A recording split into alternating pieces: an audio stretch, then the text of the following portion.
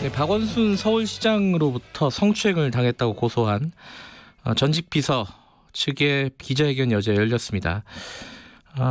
비서로 재직한 4년 동안 성추행이 있었다 이렇게 밝혔고요. 여러 가지 내용들이 있습니다. 성범죄 사건을 많이 맡아오신 분입니다. 이은희 변호사와 함께 관련 얘기 좀 나눠보겠습니다. 변호사님 안녕하세요. 안녕하세요. 네, 어제 기자회견 보셨죠? 예, 맞습니다. 예, 고소 내용들이 이렇게 좀 구체적으로 좀 적시가 됐어요. 네네. 어떤 부분들을 좀 주목해서 보셨나요, 변호사님께서는? 아무래도 이제 일어난 어떤 행위의 상황들이 만약에 이제 지금 사실관계가 확인되지 않아서 뭔가 단정해서 말하기는 어렵습니다만 네, 그 내용대로라면 이제 지자체 수장의 어떤 비서나 이제 어떤 직원들, 아래 직원들에 대한 직장 내 성폭력 문제, 그 문제 제기의 어려움, 그리고 그 후에 일어날 수 있는 2차 가해가 고스란히 드러난 어떤 상황이 될 수 있어서 네, 그런 지점들이 좀 우리가 살펴봐야 되는 대목이 있지 않나 그런 지점에서 매우 우려가 되었습니다. 어제가 사실은 고 박원순 시장 연결식이 있었던 날입니다. 그래서 장례위원회에서는 이 기자회견을 좀 재고해 달라 이렇게 네. 요청도 하긴 했는데 네네. 이 어제 시점에서 이 기자회견이 필요한 시점이었다고 보십니까? 이게 사실 이제 피해자분들을 많이 변호를 해보셔가지고 그 심정이라든지 그걸 잘 아실 거잖아요. 어떻게 보세요, 이 부분은?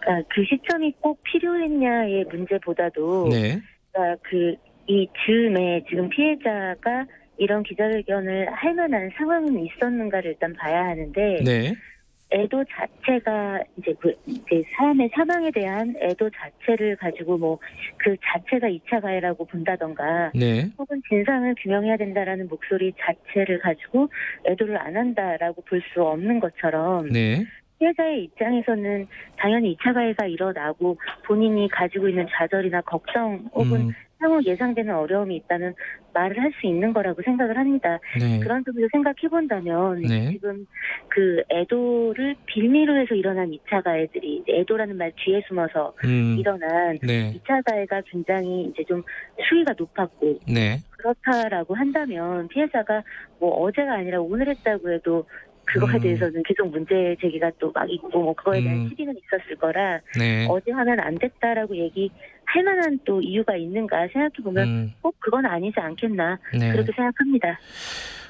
어제 그 피해를 호소하는 분의 고소인의 그 편지라고 할까요? 직접 쓴 글을 변호인들이 대신해서 읽은 부분이 있습니다. 그런데 네. 거기 보면은 신고를 안 한 부분을 좀 후회한다 이런 대목들이 있었어요. 네. 근데 이제 이런 사건이 발생을 하면 항상 나오는 말인데 아니 왜 네네. 그때 신고 안 하고 지금 와서 이런 얘기가 항상 나오지 않습니까? 피해자들을 보면은 이제 많이들 변호를 해보셨으니까 네. 이게 당시 이제 신고를 못한 이유 이거 좀 설명을 해주신다면 그 심리 상태라든가 좀 말씀을 좀 듣고 싶네요.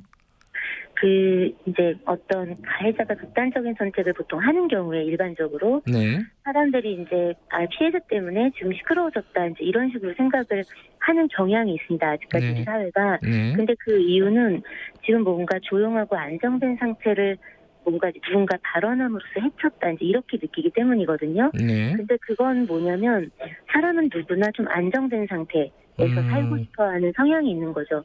그거를 피해자라고 해서 예외인 건 아닙니다.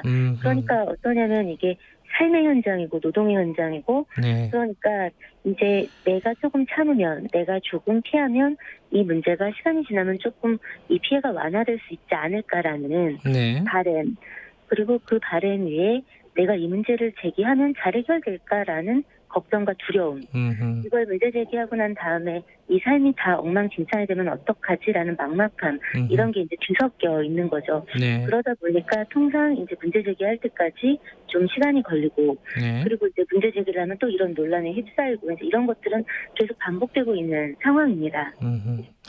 지금 경찰 같은 경우에는 이번 사건을 박원순 시장의 죽음으로 공소권 없음으로 결론을 내렸습니다.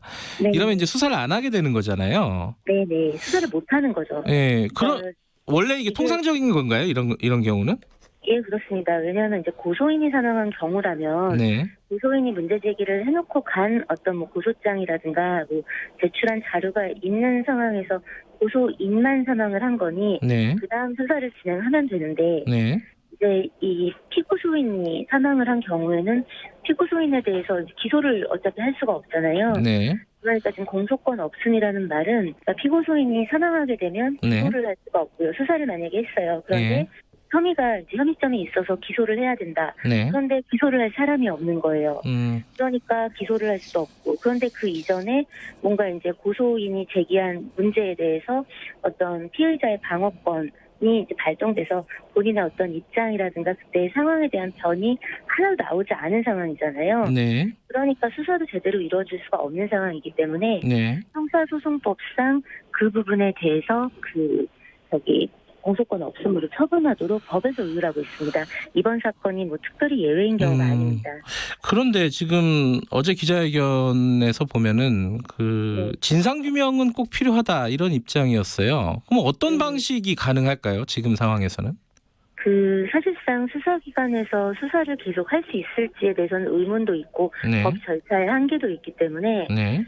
서울시 인권감독관이라든가 네. 아니면 국가인권위원회라든가 이런 비사법적 기구 그렇지만 이제 그런 것들을 의율하고 사회적으로 들여다볼 의무가 있다든가 혹은 그 고소인 피고소인이 소속되어 있었던 조직 네. 안에서 있었던 기구에서 이 부분에 대해서는 어쨌든 객관적인 증거들로 확인할 수 있는 부분들까지는 좀 들여다보고 그 부분에 대해서 좀 입장을 투명해 주는 게 필요하지 않을까라는 생각이 듭니다.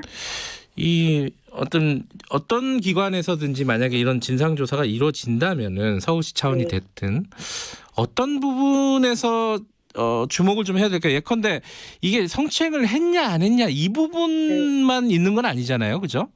네, 그렇습니다. 사실 이제 지금 같은 상황에서 이제 어떤 성추행이 있었느냐 혹은 그러니까 고소인이 주장하는 어떤 신체적 접촉 네. 이런 부분들은 사실상 확인하기 어려운 상황이 되었고요. 네. 다만 이제 양자의 핸드폰 같은 데 남아있을 수 있는 어떤 텔레그램이라든가 SNS 자료 혹은 만약에 이제 그 디지털 포렌식 복원을 했을 때 나올 수 있는 사진 같은 것들이 확인이 된다면 네. 그 내용 자체가 부적절한 것이라는 그런 것들은 객관적으로 확인할 수 있는 사실들이고 네. 그런 부분들이 부적절했다면 네.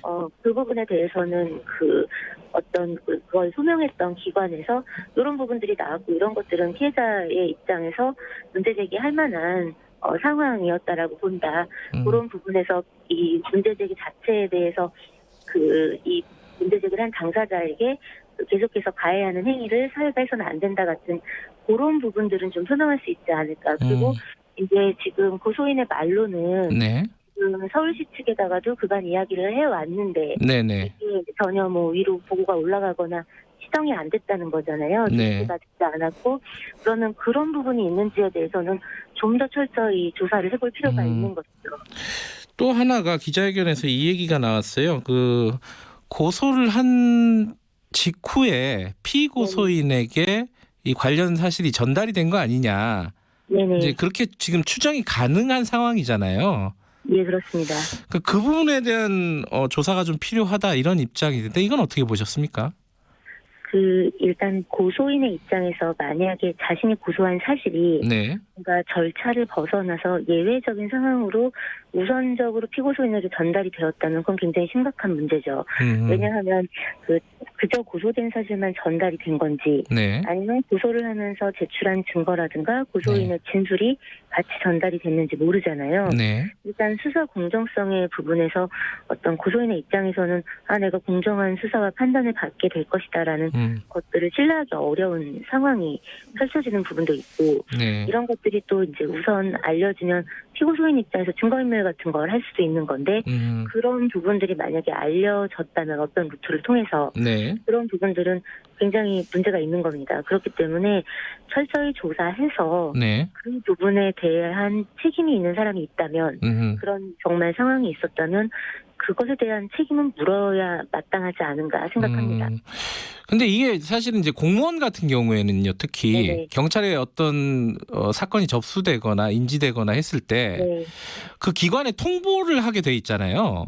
맞습니다. 기관에 근데 통보를 하는 것과 그것을 그러니까 이제 기관이 다시 그 당사자에게 알려줘서 네. 이 문제들에 대해서 이런 시비에 휘말리거나 혹은 어떤 준비를 하게 하는 게 온당하냐는 다른 문제이기 때문에 네. 그 부분은 좀 들여다봐야 할 것 같습니다. 이게 그러면 만약에 누군가가 유출을 했다거나 네. 알려줬다거나 이런 상황이 확인이 되면 이건 수사 상황이라고 보세요? 이게 알려진 부분이 있다면 수사 대상 될 수 있죠. 그래요. 그리고 또 하나가 이제 많이들 얘기하는 부분 중에 하나인데 네. 이제 박원순 시장이 죽음을 선택을 했단 말이죠. 네. 그럼 이 상황에 대한 책임은 다 진 거 아니냐, 죽음으로써 네. 사죄를 한 것 아니냐. 오히려 이런 진위 공방을 하고 조사를 또 새로 벌이고 하는 것이 오히려 2차 가해 아니냐, 이런 논리를 펴는 쪽도 있더라고요. 이건 어떻게 보십니까? 그 가해가 만약에 있었고 그것으로 인해 죽음을 선택한 것이라면 네. 그건 가해로 인한 거지 가해에 대한 문제 제기로 인한 것은 아니잖아요. 아하. 네, 다른 문제인 겁니다. 애도 자체가 2차 가해냐가 아닌 것처럼 네. 마찬가지로 그 죽음은 어떤 여러 가지에 대한 당사자의 선택인 거지 네. 그 당사자가 이제 자기 상대방을 위해서 한 선택은 아니란 말이죠. 그러면 우리가 들여다볼 필요가 있습니다. 뭘 네. 들여다봐야 되냐면 유서에 피해자에게 미안하다, 피해자의 주장이 사실이다. 네. 만약에 이렇게 써 있었다면 그 말이 맞을 수도 있겠죠. 네. 하지만 그게 아닌 상황에서 지금 이 논란이 불거져 있는 지금 이 작금에 이르러서 그 죽음이 이제 어떤 총체적인 본인의 어떤 후회나 혹은 부끄러움이나 혹은 억울한 여러 가지 죽음을 선택한 당사자에겐 이유가 있을 수 있어요. 그렇지만 그게 이 피해자의 문제 제기에 대한 대답이 됐거나 사과가 된 건 전혀 없잖아요. 그러니까 그거를 그런 등식으로 볼 수는 없다라고 보여집니다. 마지막으로 하나 더 여쭤보면요. 이게 이제 좀 가혹할 수는 있는데 네. 일부에서는 아니 과거에 벌어졌던 여러 가지 이제 미투 사건들처럼 왜 피해자가 당당하게 나서지 못하느냐. 네. 이런 문제 제기를 하는 쪽도 일부는 있습니다. 그 피해자분들을 많이 이제 경험을 해보셨으니까 그걸 아실 거 아닙니까? 거기에 대해서는 어떻게 생각하십니까? 피해자의 특수성도 있어요. 개별적 성향 네. 같은 것도 있지만 마찬가지로 그 피해자가 문제 제기하는 상대방이 네. 어떤 사회적 지위에 있느냐의 문제와 연동되어 있을 수 있고 더구나 이제 보면은 지금 피고소인이 사망에 이른 상황이기 때문에 네. 그 비난이 고스란히 그 지금 고소인의 어깨에 얹어질 수밖에 없는 네. 지금 그런 분위기가 있는 상황에서 지금 이 고소인이 나서서 얼굴이나 이름을 드러내는 게 쉬울 것인가? 저는 그건 어렵지 않았겠나 누구라도 네. 그렇게 생각합니다. 네. 알겠습니다. 오늘 말씀 여기까지 드릴게요. 고맙습니다. 감사합니다. 예, 지금까지 성범죄 관련 사건을 많이 담당해 오신 이은희 변호사와 얘기 나눠봤습니다. 네, 김경래